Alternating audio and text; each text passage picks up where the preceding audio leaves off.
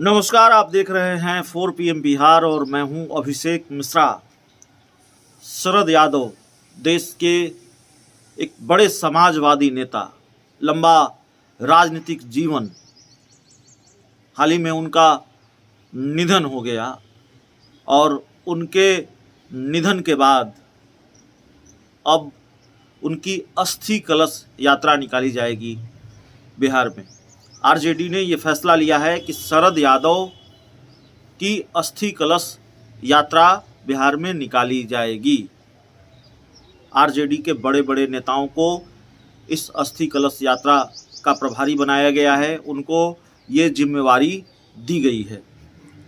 शरद यादव की अस्थि कलश यात्रा को लेकर जो जानकारी है वो ये है कि ये जो अस्थि कलश यात्रा होगी, इसकी अगुवाई बिहार के डिप्टी सीएम और आरजेडी के जो कर्ता धर्ता हैं तेजस्वी यादव वो करेंगे। और पार्टी ने, हमने कहा बड़े बड़े नेताओं को जिम्मेवारी दी गई है, तो पार्टी ने अब्दुल बारी सिद्दीकी जो आरजेडी के राष्ट्रीय प्रधान महासचिव हैं, राष्ट्रीय महासचिव श्याम रजक हैं और अलख निरंजन सिंह उर्फ बीनू यादव को अस्थि कलश यात्रा का प्रभारी बनाया गया है। और बाकायदा एक पत्र आरजेडी की तरफ से पार्टी के जिलाध्यक्षों को जारी किया गया है और जाहिर है ये पत्र अस्थि कलश यात्रा को लेकर उससे जुड़े जरूरी निर्देशों को लेकर है।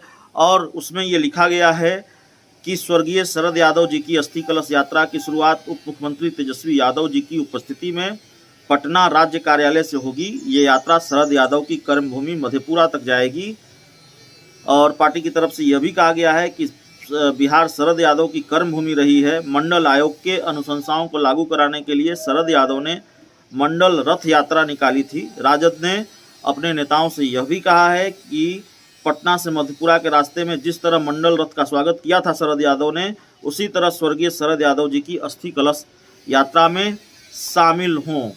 4 फरवरी से 6 फरवरी तक यानी कि 2 दिवसीय ये अस्थि कलश यात्रा होगी। जो जानकारी आरजेडी की तरफ से की गई है या जो फैसला आरजेडी ने लिया है शरद यादव की अस्थि कलश यात्रा को लेकर, 4 फरवरी से इसकी शुरुआत होगी। राजद की ओर से अपने नेताओं को जारी पत्र में यह भी कहा गया है कि 4 फरवरी को 10:30 बजे दिन में प्रदेश कार्यालय से तेजस्वी यादव इस यात्रा की शुरुआत करेंगे और ये यात्रा इसके बाद वैशाली, मुजफ्फरपुर, दरभंगा, मधुबनी, सुपौल होते हुए मधेपुरा में स्वर्गीय शरद यादव के घर पहुंचेगी।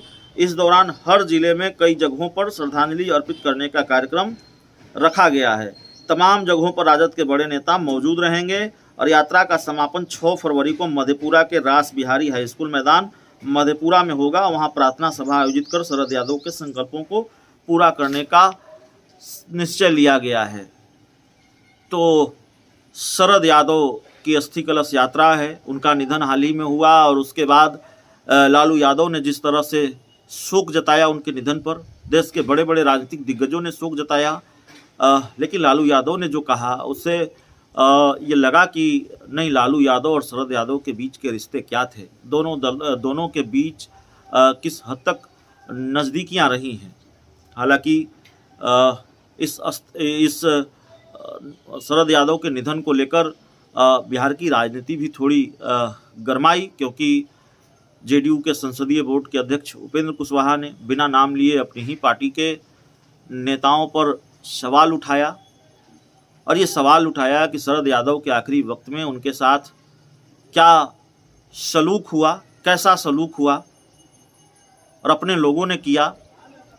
तो इसको लेकर, उनके इस ट्वीट को लेकर, उनके इस बयान को लेकर राजनीति भी गरमाई और अब जाहिर तौर पर बिहार की राजनीति में, बिहार की सियासी हलचल जो है वो बढ़ गई है शरद यादव की अस्थि कलश यात्रा को लेकर। और क्या तस्वीर होगी, क्या अपडेट होगा, ये किस तरह की राजनीति है, इसको राजनीतिक चश्मे से देखा जाना चाहिए, नहीं देखा जाना चाहिए, और राजनीतिक चश्मे से अगर देखा जाए तो कैसी तस्वीर सामने दिखती है उसको भी देखना होगा।